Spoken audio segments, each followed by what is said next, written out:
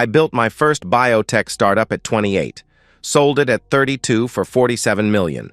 The second one went for 86. By 38, I had my third, Blue Signal Therapeutics, and enough money to buy whatever I thought would make me happy. I thought Claire would make me happy. She worked at a gallery in Soho when I met her, tall, angular in that expensive way that comes from good breeding and careful maintenance. Her dark hair always pulled back, revealing a neck that seemed to stretch forever. She had this way of looking at paintings, chin tilted, eyes narrowed, like she was solving equations. I watched her for 20 minutes before I worked up the nerve to approach. "The brushwork is remarkable," I said, nodding toward a canvas that looked like someone had sneezed paint onto it. She turned. Her smile was polite, professional. "Are you familiar with gestural abstraction?" I wasn't. I knew proteins and cellular pathways and FDA approval processes. I knew nothing about art, but I wanted to know everything about her. "Not particularly," I admitted, "but I'd like to learn." That was the truth. I wanted to learn everything she could teach me. How to appreciate beauty for its own sake. How to move through the world with that kind of quiet confidence. How to fill the spaces in my life that money couldn't touch. Our courtship was methodical. Dinner at restaurants she chose. Gallery openings where I stood slightly behind her, listening to conversations about provenance and technique. She never reached for my hand first, but she didn't pull away when I reached for hers. When I proposed, she studied the ring, a 3-carat emerald-cut diamond, with the same careful attention she gave paintings. "It's beautiful," she said finally. "Is that a yes?" Another pause. "Yes, Caleb." It's a yes.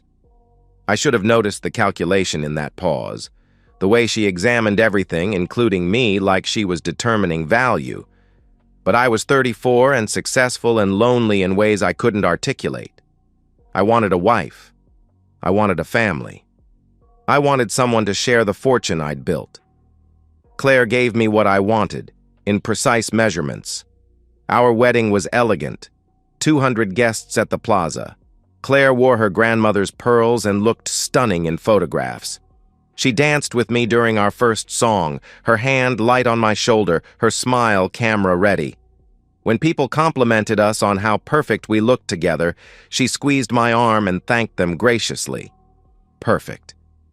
That word followed us everywhere. The first 2 years of marriage felt like an extended audition. I was learning to be a husband, and Claire was learning to be a wife.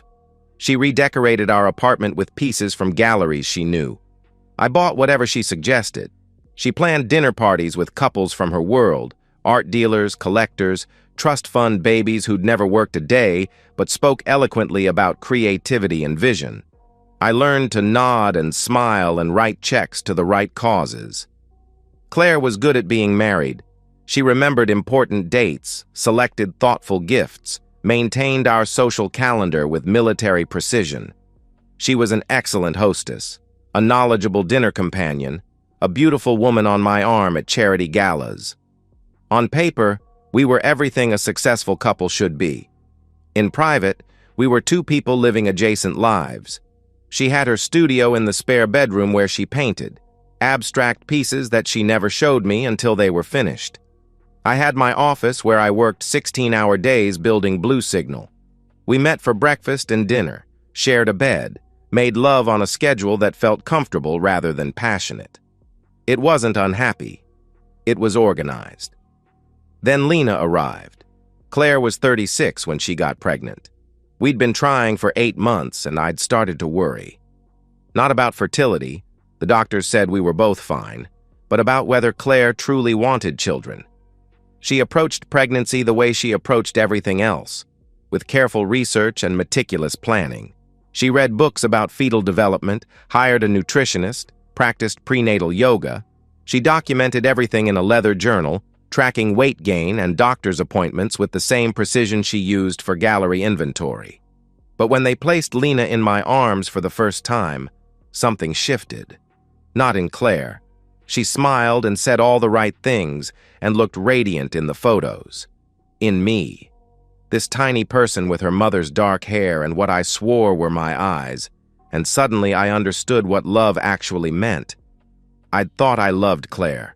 I'd confused admiration with love, desire with devotion. What I felt for this baby was something else entirely.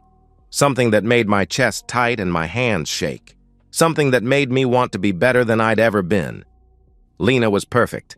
She slept through the night by 3 months. She smiled early, laughed easily, reached her milestones ahead of schedule. Claire was an excellent mother, organized, attentive, protective. She kept detailed records of feeding schedules and developmental markers. She read parenting books and implemented strategies with scientific precision. But there were moments when I caught her studying Lena the way she studied paintings. Analytical, evaluating, like she was determining authenticity. I told myself I was imagining things. New fathers are paranoid, I read. We see threats everywhere. We overanalyze every interaction. Claire loved Lena. I could see it in the way she held her, the way she sang to her during bath time, the way she decorated the nursery with hand-painted murals of woodland creatures. Still, something nagged at me. Nothing I could name, nothing I could point to. Just a feeling that grew stronger as Lena grew older. Claire traveled more after Lena turned 2.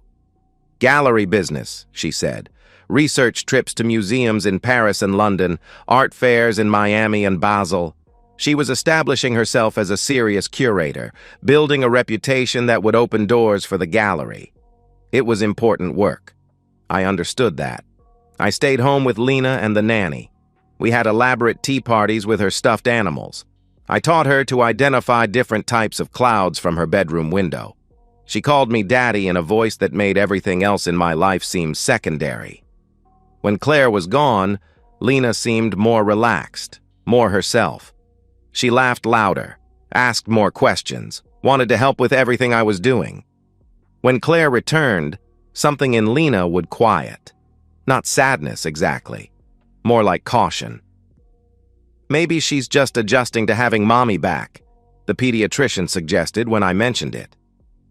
Some children need time to transition between caregivers. I wanted to believe that. I wanted to believe a lot of things. By the time Lena turned 5, Claire's trips were lasting longer. 10 days in Europe became 2 weeks. 2 weeks became 3. She always had reasons. Gallery acquisitions required extensive vetting. International collectors needed face-to-face meetings. Art fair negotiations couldn't be rushed. Her explanations were detailed and convincing. Lena started asking when mommy was coming home. Not sadly, just matter-of-factly, the way she asked when dinner would be ready or whether it was going to rain.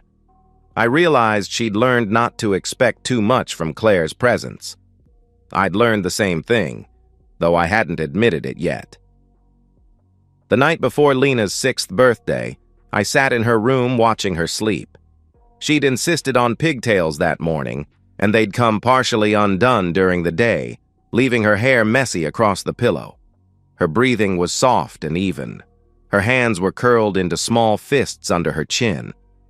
This was my daughter. This was the person I loved most in the world. This was the reason I worked so hard, saved so much, planned so carefully for the future. I should have been perfectly happy.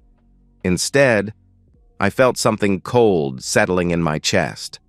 A question I didn't want to ask. A truth I didn't want to see. But it was there, waiting in the shadows of everything I'd chosen not to notice. Growing stronger every time Claire studied Lena with those calculating eyes. Every time Lena seemed to brace herself when Claire walked into a room. Every time I caught myself making excuses for why my perfect family never quite felt complete. The man who built futures had spent 6 years refusing to see the present clearly. But the present has a way of demanding attention. And mine was about to demand everything. Claire announces Lena's Quebec trip 3 weeks before her 18th birthday. "A college art tour," she says, spreading brochures across our kitchen counter like evidence. McGill has an exceptional program. So does Concordia. She needs to see her options. Lena stands beside her, nodding. She's tall now, almost as tall as Claire, with the same careful posture, the same way of holding her face perfectly still when she doesn't want to reveal what she's thinking. It's a good idea, I say, because it is. Lena's been accepted to several schools, but she's been vague about her preferences. Maybe seeing campuses will help her decide. We'll be gone 5 days, Claire continues. I've made appointments with admissions counselors, scheduled studio visits. She needs to understand what serious art education looks like. I nod. Write the check she'll need for expenses. Kiss them both goodbye at the airport.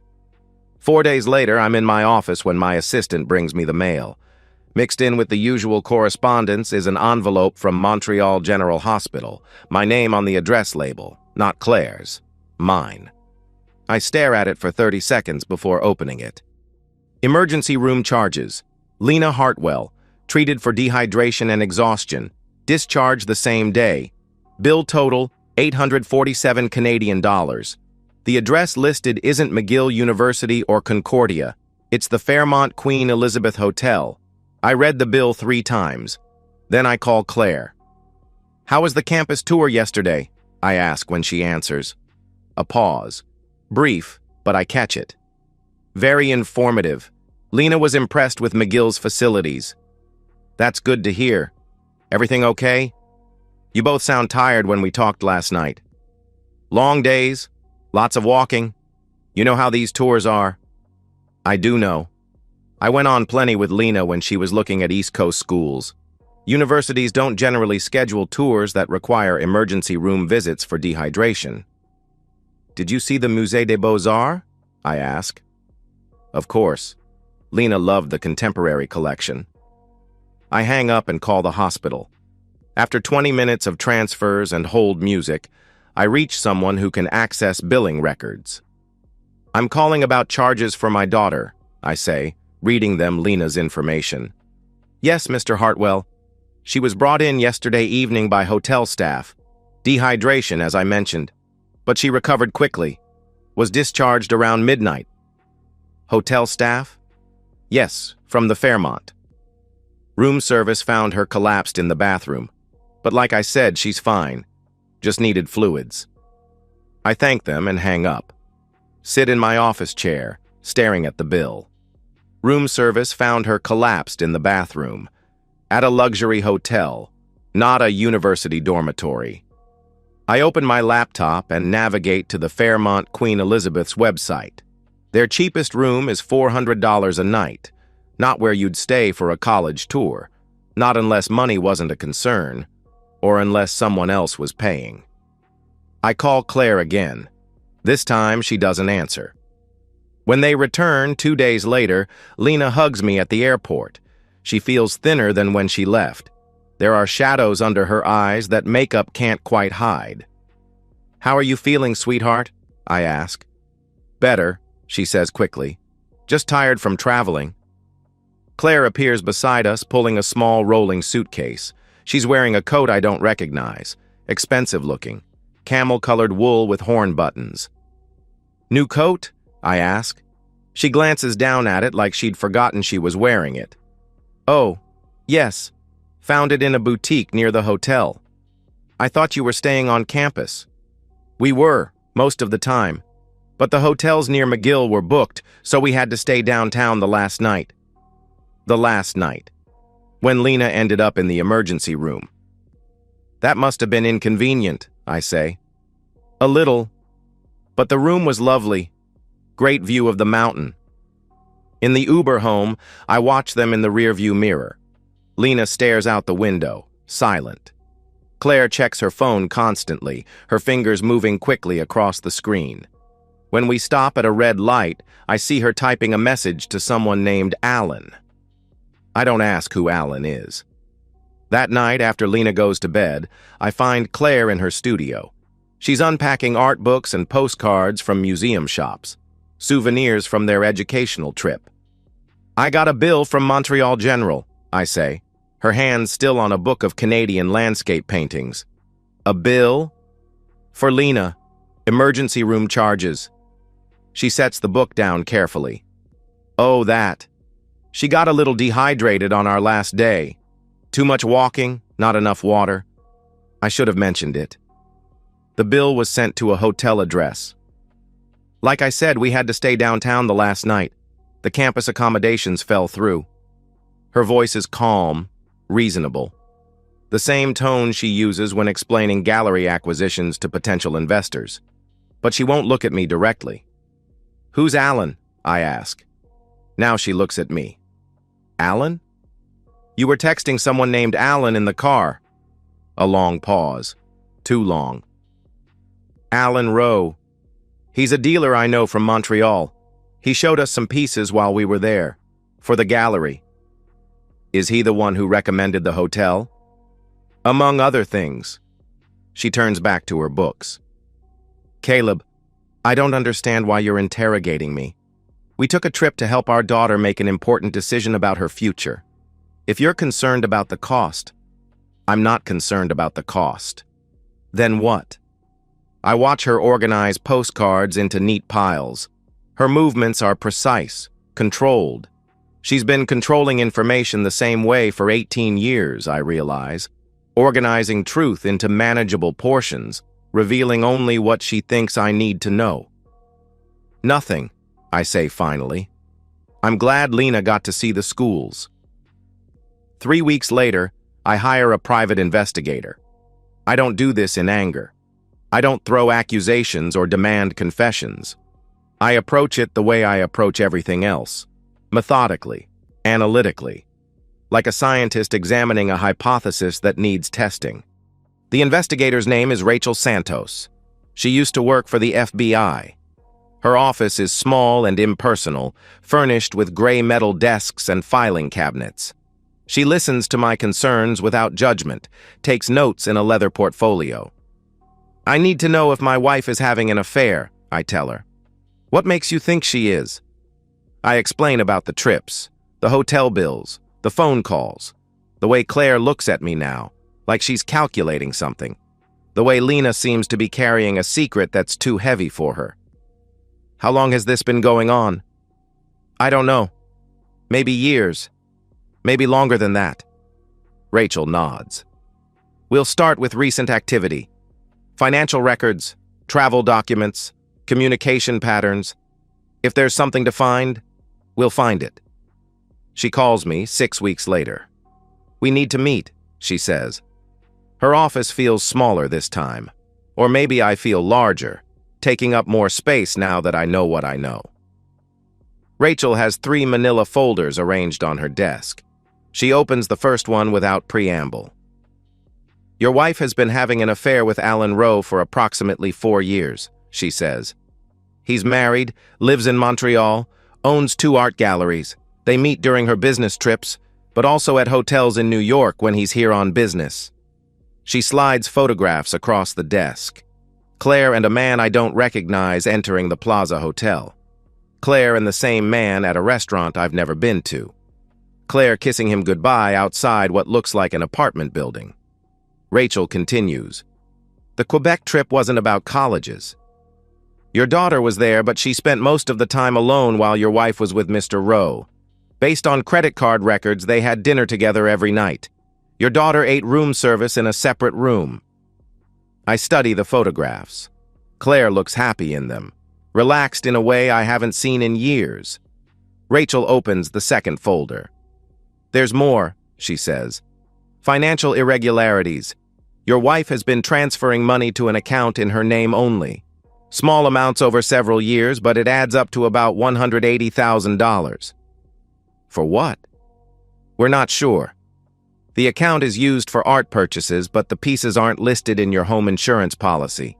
They may be gifts for Mr. Rowe, or she may be planning to leave and wants liquid assets." I nod. None of this surprises me. It should, but it doesn't. It feels like confirmation of something I've known without knowing for a very long time. Rachel hesitates before opening the third folder. "There's something else," she says. "About your daughter." She slides a single document across the desk. DNA test results. Lena's genetic profile compared to mine. Probability of paternity, 0%. I read the numbers 3 times. They don't change. We used samples from hairbrushes, Rachel explains quietly.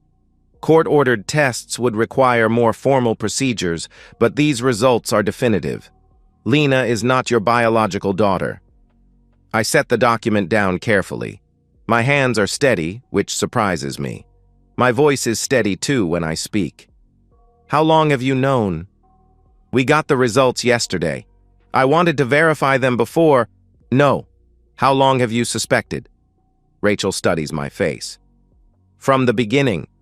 Your wife's behavior patterns suggested long-term deception, not just a recent affair. When someone lies about one fundamental thing, they usually lie about others. I gather the photographs and documents into a neat stack.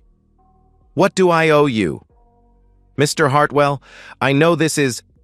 What do I owe you? She tells me. I write the check. Thank her for her thoroughness.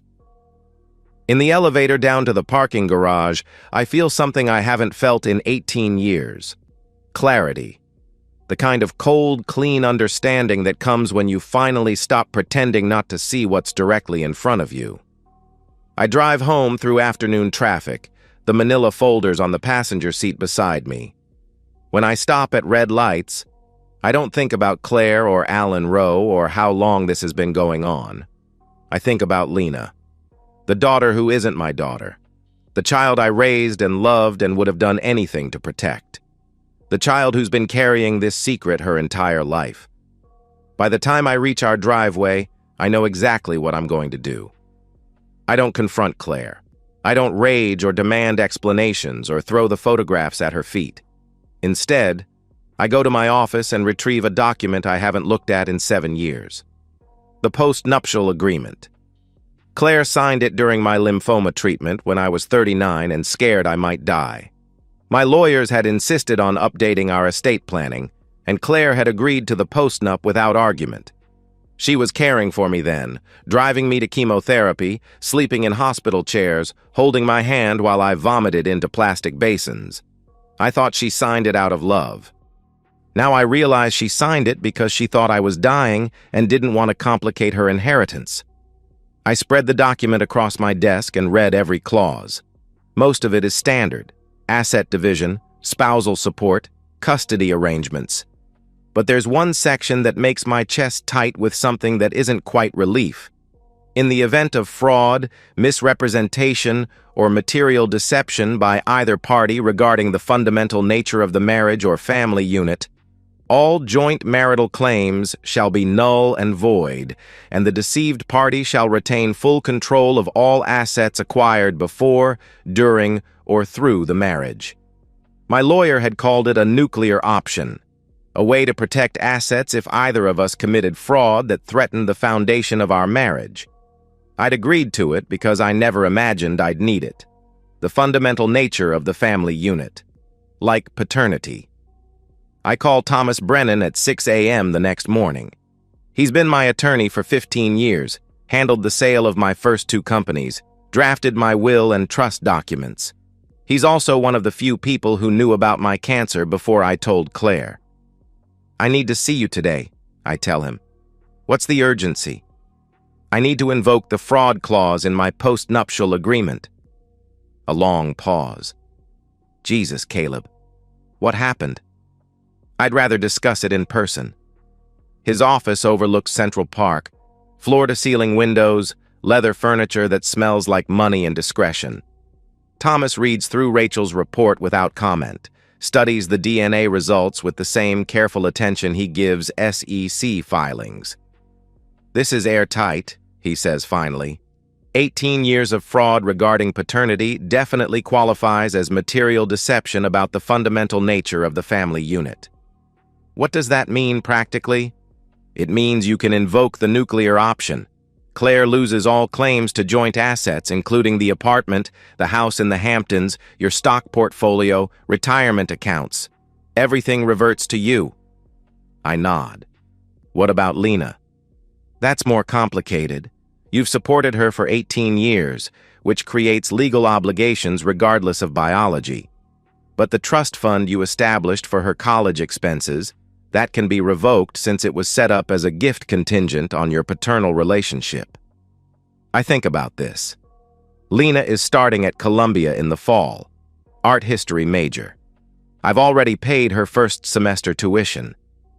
I want to revoke the trust, I say, but I'll send her a check for 1 semester. After that, she's on her own. Thomas makes notes.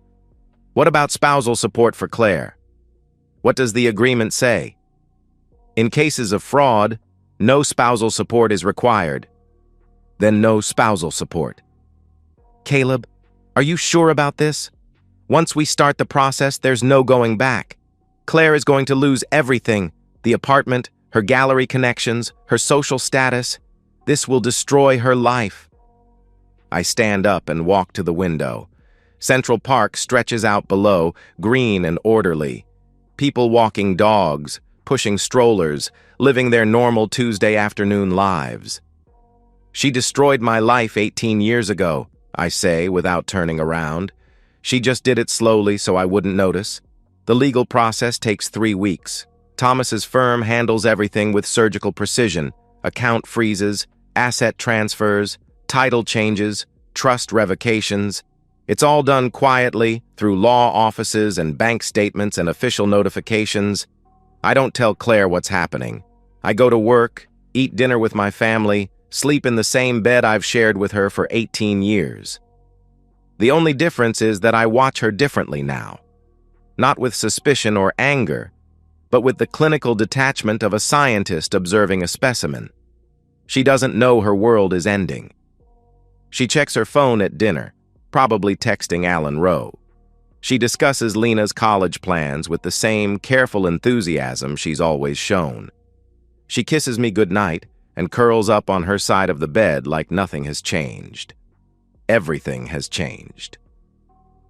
On a Thursday morning in June, 3 days after Lena's graduation party, Claire tries to use her credit card at Bergdorf Goodman, and it's declined. She calls the bank from the store and learns that all our joint accounts have been frozen pending legal review. She comes home white-faced and shaking. Caleb, there's something wrong with our accounts. The bank won't tell me anything except that there's a legal hold. I'm in my office, reviewing quarterly reports for Blue Signal. I look up from my laptop like I'm mildly concerned instead of completely prepared. A legal hold? That's strange. Did you call Thomas? I tried.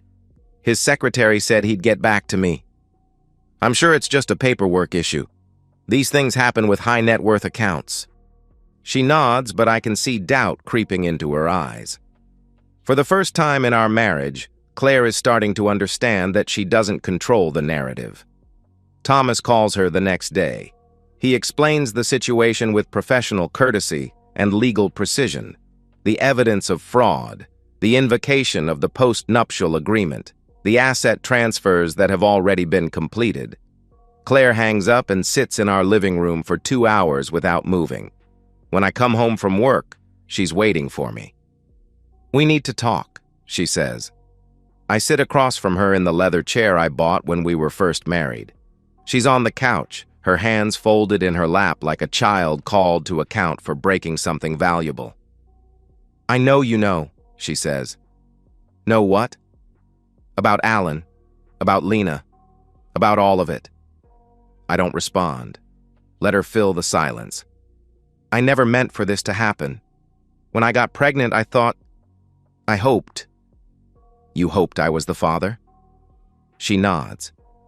Alan was married, is married. It was complicated. When Lena was born, she looked enough like you that I convinced myself. For 18 years?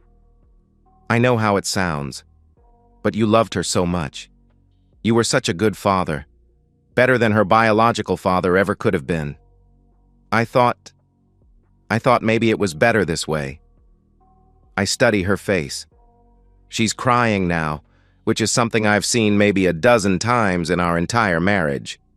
Her tears look genuine, but I find I don't care whether they are or not. Were you ever going to tell me? I don't know. Maybe. When she was older. When it wouldn't matter as much. It matters now. I know. I know it does. But Caleb, please. Think about Lena. She doesn't deserve to lose everything because I made mistakes. You're right, I say. She doesn't deserve it. But she's not losing everything because you made mistakes. She's losing everything because you committed fraud for 18 years. Claire's face crumples. What can I do? How can I fix this? I stand up. You can't. It's already fixed. The next morning, I write Lena a check for $50,000, enough for 1 semester at Columbia, including room and board. I put it in an envelope with a letter that I rewrite 4 times before I'm satisfied. Dear Lena, I know you know the truth about your parentage. I'm sorry you've had to carry this secret for so long. You deserve better than that. This check will cover your first semester at Columbia. After that, you'll need to find other funding, scholarships, student loans, or help from your biological father.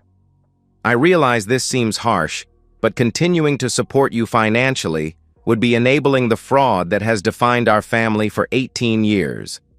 I want you to know that loving you was never a mistake. You were the best part of my marriage to your mother, even if our relationship was built on a lie. I hope someday you'll understand why I had to make this choice.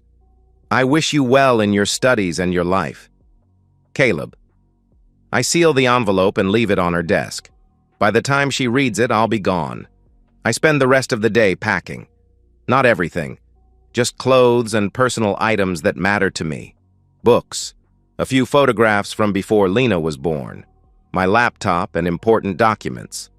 Claire is at the gallery, probably trying to explain to her colleagues why her husband has frozen their joint accounts and why she might not be able to afford the lease renewal. Lena is at her friend's house, celebrating the end of high school with people who still believe in simple truths like family and love and trust. I leave my wedding ring on the kitchen counter next to a copy of the DNA test results. The doorman helps me load my suitcases into a taxi. He doesn't ask questions, but I can see the curiosity in his eyes. Mr. Hartwell leaving with luggage on a random Tuesday afternoon, no Mrs. Hartwell or Miss Lena to see him off. Where to? The driver asks. I give him the address of a hotel in Midtown. Tomorrow I'll start looking for a new apartment, something smaller, something that doesn't echo with 18 years of careful lies. As we pull away from the building, I don't look back. I don't think about Claire discovering the frozen accounts, or Lena reading my letter or the phone calls that will inevitably come. I think about the man I was 3 months ago, the man who built biotech companies and believed in the power of precision and proof, the man who thought he had a wife who loved him and a daughter who shared his DNA and a life worth the compromises he'd made to maintain it. That man is gone. What's left is someone harder, cleaner, someone who understands that the truth isn't always kind, but it's always more reliable than the lies we tell ourselves to avoid pain. The taxi merges into traffic, carrying me toward whatever comes next. I don't regret anything I've done. I regret everything I didn't do sooner. Claire tries to fight the asset freeze, but Thomas's documentation is thorough. Every bank account, every investment, every piece of property we owned jointly, all legally transferred to my name only. The post-nuptial agreement she signed during my cancer treatment becomes her undoing, each clause a wall she can't scale. She hires a lawyer, then fires him when he explains that fraud voids prenuptial and post-nuptial agreements in New York. She hires another one. Same result. I watch her unraveling from my new apartment on the Upper West Side, not through surveillance or private investigators, but through the careful network of professional relationships that connect our worlds. Gallery owners, art dealers, collectors, they all talk. And what they're talking about is Claire Hartwell's sudden fall from grace. The first domino falls at the Whitney benefit in July. Claire has been co-chairing their Contemporary Acquisitions Committee for 5 years, a prestigious position that came with social cachet and professional connections. When her personal check for the auction bounces, whispers start circulating. Financial troubles, messy divorce, questions about her judgment. By August, her position at the Soho Gallery becomes untenable. Not because of scandal, the art world thrives on scandal, but because of liquidity. Gallery owners need partners who can invest in inventory, not employees who can't cover their own expenses. I don't orchestrate her professional demise. I don't need to. I simply stop protecting her. For 18 years, I've been her safety net in ways she never acknowledged. Letters of credit for gallery purchases, co-signatures on exhibition insurance, personal guarantees for art loans. When those disappear, her professional reputation crumbles under scrutiny it's never had to withstand. Thomas handles the legal details with surgical precision. Asset investigations reveal the $180,000 Claire transferred to her private account, money she spent on gifts for Alan Rowe, hotel rooms, expensive dinners she claimed were business expenses. All of it documented, all of it proving the depth of her deception. The gallery lets her go in September, quietly, professionally, with a press release about pursuing new opportunities and exploring independent ventures. But everyone in the art world knows what it means when someone of Claire's supposed stature suddenly goes independent without startup capital. She's broke, she's unemployed, and she's completely unprepared for either condition. Alan Rowe stops taking her calls in October. I know this because Claire calls me, crying, at 2 in the morning. "He won't answer his phone," she sobs into my voicemail. 18 months of promises, and he won't even talk to me. I delete the message without listening to it completely. By November, Claire has moved into a studio apartment in Queens. The building has thin walls and broken elevators and neighbors who don't know her name. It's the kind of place she would have sneered at during our marriage, a reminder of the life she could have had if she'd made different choices. She finds work at a small frame shop in Astoria. Minimum wage plus commission. She stands behind a counter helping customers choose matting for their children's artwork and wedding photos. A 42-year-old woman with an art history degree from Vassar, measuring glass for 8 hours a day. I know this because Lena tells me. She calls in December, 3 weeks before Christmas. "I saw Mom yesterday," she says without preamble. "She looks terrible. I'm sorry to hear that." "Are you?" I consider the question seriously. Am I sorry that Claire looks terrible? Sorry that her choices have consequences? Sorry that the woman who lied to me for 18 years is finally experiencing the kind of powerlessness I felt every time she traveled to Montreal? "No," I say finally. "I'm not sorry." Lena is quiet for a long moment. She's living in a place that barely qualifies as an apartment, working retail, eating ramen noodles for dinner. "How's school?" "Don't change the subject."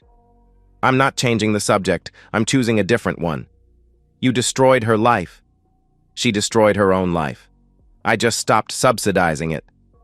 Another silence. Longer this time. "The money you gave me only lasted 1 semester," Lena says finally. "I know. I had to take out loans for spring tuition, and I'm working at the campus bookstore 20 hours a week." "Good. You'll appreciate your education more if you're paying for it yourself." "That's cold, even for you." "Is it? Your mother and I paid for 18 years of your life. Your food, your clothes, your school, your activities, your medical bills, your college application fees. We gave you everything a child needs and most of what a child wants. Now you're an adult. Adults pay their own way. I'm your daughter." "No," I say quietly. "You're not." She hangs up. I sit in my apartment looking out at the Hudson River and feel something I haven't felt in months. Not regret, exactly. Loss. The ghost of what I thought I had, haunting the edges of what I actually have. Claire calls me directly 2 weeks later. I almost don't answer, but curiosity wins. "I know you hate me," she says. Her voice sounds different, smaller, rougher around the edges. "But please, just listen." I don't hang up. I don't speak either. "I made mistakes, terrible mistakes. I know that. But what you've done to me. Caleb, I can't even afford groceries. My landlord is threatening eviction. I applied for food stamps yesterday. And what? How can you be so calm about this? How can you just watch me fall apart and feel nothing? I felt plenty for 18 years. I'm tired of feeling. I never meant to hurt you. Yes, you did. Maybe not consciously, but every time you chose Alan over our marriage, every time you let me raise another man's child while lying to my face, every time you took my money and my trust and my love and used them to subsidize your betrayal, you meant to hurt me. You just didn't think you'd get caught. She's crying again. I can hear it in her breathing. What can I do? She asks. Tell me what I can do to make this right. Nothing. There's nothing you can do because there's nothing I want from you. Not apologies, not explanations, not promises to change. Nothing. Caleb, you wanted to know what it felt like to have everything you care about taken away from you. Now you know. I hang up and block her number. Spring arrives early in New York. By March, I've settled into routines that don't include either of them. Work at Blue Signal 3 days a week, enough to maintain control, not enough to let it consume me. Reading in the evenings, long walks through Central Park, dinners alone at restaurants where no one knows my name or my story. It's peaceful in a way my marriage never was. No schedules to coordinate, no social obligations to fulfill, no secrets to pretend not to see. I wake up when I want to wake up. I eat what I want to eat. I spend my money on things that actually make me happy instead of maintaining the illusion of happiness. The divorce is finalized in April. Claire doesn't contest anything. She can't afford to contest anything. The decree is 15 pages of legal language that boils down to a simple truth. She gets nothing because she deserves nothing. Thomas calls to tell me it's finished. How do you feel? He asks. Free, I say, and realize I mean it. 2 weeks later, I get a call from Lena's dean of students at Columbia. She's failing 3 classes, missed too many shifts at her campus job, and owes $3,000 in unpaid tuition fees. She's listed you as her emergency contact, the dean explains. We wanted to reach out before we have to dismiss her from the program. Have you spoken to her mother? We tried. The number we have is disconnected. I think about this. Lena, struggling through organic chemistry and art history seminars while working 20 hours a week to pay for ramen noodles and textbooks. Watching her GPA crumble under the weight of financial stress I could eliminate with a single phone call. What happens if she's dismissed? She'd lose her student visa status, since she's not a citizen. She'd have to leave the country or find another way to maintain legal status. Lena was born in Montreal during one of Claire's research trips. Another lie I should have questioned 18 years ago. I see, I say. Thank you for calling. I don't write the check. By May, both Claire and Lena have disappeared from my immediate orbit. No calls, no texts, no mutual friends reporting their whereabouts or conditions. They've become ghosts. People who once shaped my daily life but now exist only in the peripheral awareness that they're somewhere in the world, dealing with consequences I set in motion. I should feel guilty about this. A year ago, I would have felt guilty. The man who raised Lena from birth, who taught her to read and drive and think critically about the world, would have been horrified by his willingness to let her fail. But that man was living a lie. This man, the one who knows exactly where he stands and why, feels something closer to relief. Justice isn't always kind, but it's always honest. And after 18 years of lies, honesty feels like the only luxury worth having. I buy a house in Amagansett 6 months after the divorce is finalized. Nothing pretentious, just a weathered cedar cottage 2 blocks from the beach, with large windows and a small garden that needs work. The kind of place where you can hear the ocean at night and watch storms roll in from the Atlantic. I'm 54 years old and starting over. Most men my age are worried about college tuition and retirement planning and keeping marriages intact. I'm learning to live with silence. The house came furnished with pieces the previous owner couldn't take. a kitchen table scarred by decades of family dinners, bookshelves lined with paperbacks, a porch swing that creaks in the salt wind. I keep most of it. There's something honest about furniture that shows its use, chairs that sag in the right places, rugs worn soft by other people's lives.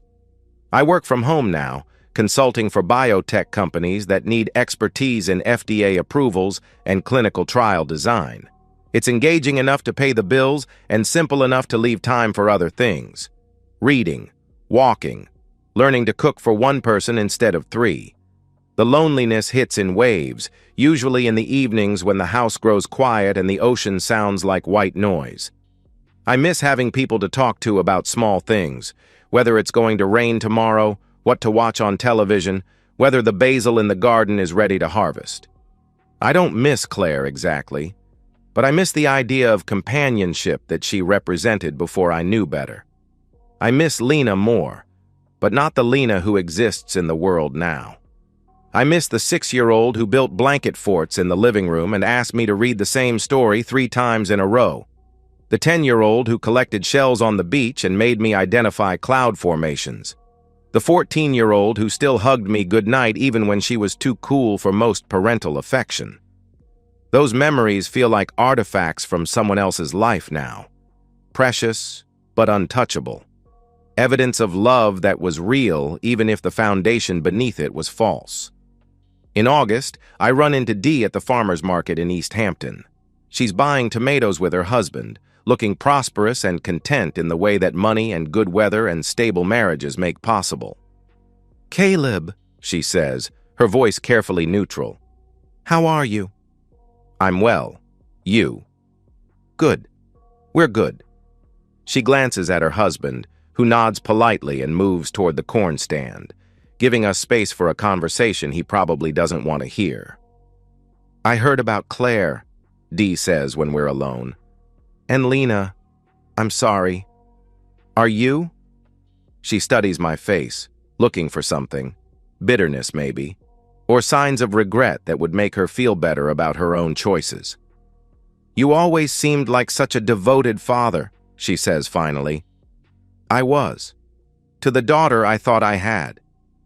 But she's still the same person. Biology doesn't change who she is. Doesn't it? Because the person I thought she was would have told me the truth. The person I thought she was wouldn't have let me live a lie for 18 years. Dee's face softens. She was a child, Caleb. She didn't choose to be born into this situation. No. But she chose to perpetuate it. Every birthday card that said Dad, every Father's Day gift, every time she let me believe we shared something real, those were choices. Maybe she was protecting you? From what? The truth? The only thing I needed protection from was the lie. Dee nods slowly. I heard she had to leave school. I heard that too. And Claire's working in a frame shop in Queens. So I'm told? We stand in silence for a moment, surrounded by the cheerful bustle of people buying vegetables and fresh bread and flowers for their weekend dinner parties. Normal people with normal problems and normal secrets that don't unravel entire decades. Do you ever wonder if you went too far? Dee asks. I consider this seriously. Do I wonder? In the dark hours before dawn when sleep won't come, do I question whether my response was proportionate to their betrayal? No, I say finally. I wonder if I should have done it sooner. Dee's husband returns with a bag of corn and peaches. I wish them both a pleasant afternoon and walk back to my car. That evening I sit on the porch swing with a glass of wine and watch the sun set over the bay. The water turns gold, then orange, then deep purple as darkness settles over the water. Lights begin to flicker on in houses across the bay. Other people settling into their evening routines. Other families gathering around dinner tables. I don't envy them exactly, but I remember what it felt like to be part of something larger than myself. To have people who depended on me, who shared my concerns about mundane things like grocery lists and school pickup times, and whose turn it was to take out the trash. The silence felt liberating at first. Now it sometimes feels like exile. My phone buzzes with a text from an unknown number. I saw Dee today. She said she talked to you. I know you probably won't read this, but I wanted you to know that I think about you every day. Both of you. I know sorry isn't enough. I know nothing is enough. But I am sorry. For all of it. C. I read it twice, then delete it without responding. Claire's apologies are 18 years too late and approximately worthless. They're not for me anyway. They're for her, attempts to alleviate guilt that should be permanent. Some mistakes don't deserve forgiveness. Some betrayals don't earn redemption. I finish my wine and go inside to make dinner. Salmon with herbs from the garden, rice pilaf, a salad with tomatoes I bought at the same stand where Dee was shopping. I eat slowly, savoring flavors I actually chose instead of meals planned by committee and compromise. After dinner, I walk down to the beach. The ocean is calm tonight, waves lapping gently against the sand. A few other people are walking their dogs or watching the last light fade from the western sky. I nod to them as we pass, brief acknowledgments between strangers sharing the same temporary moment. This is my life now. Quiet, solitary, honest. I choose what to eat and when to eat it. I choose what books to read and what music to listen to and how to spend my Saturday afternoons. I choose to remember the good parts of raising Lena while acknowledging the deception that made those memories possible. I choose not to regret the 18 years I lost, because regret is just another form of living in the past. Standing at the edge of the continent, watching waves roll in from 3,000 miles of open ocean, I feel something I haven't felt since before I knew the truth. Peace. Not happiness exactly. That might come later, or it might not. But peace with the choices I've made and the life I'm building from the wreckage of the life I thought I had. The moon rises over the water, casting a silver path across the waves. I follow it with my eyes until it disappears into darkness, then turn and walk back toward the house, where every light I see burning is one I turned on myself. Behind me, my footprints mark a straight line in the sand. No detours, no hesitation, no looking back. The tide will erase them by morning, but new ones will take their place, and the next day, and the day after that. I have time now, time to waste, and time to savor, and time to spend however I choose. Time to build something real instead of maintaining something false. It's the only thing I couldn't get back, and now it's the only thing I have. But it's enough. And that's the end of today's story. If you enjoyed it, please give this video a thumbs up and drop a comment below. Your support helps the algorithm push my content further. If you're new to the channel, don't forget to hit that subscribe button. It really helps me keep creating more stories for you. Thanks for watching, and I'll see you in the next one.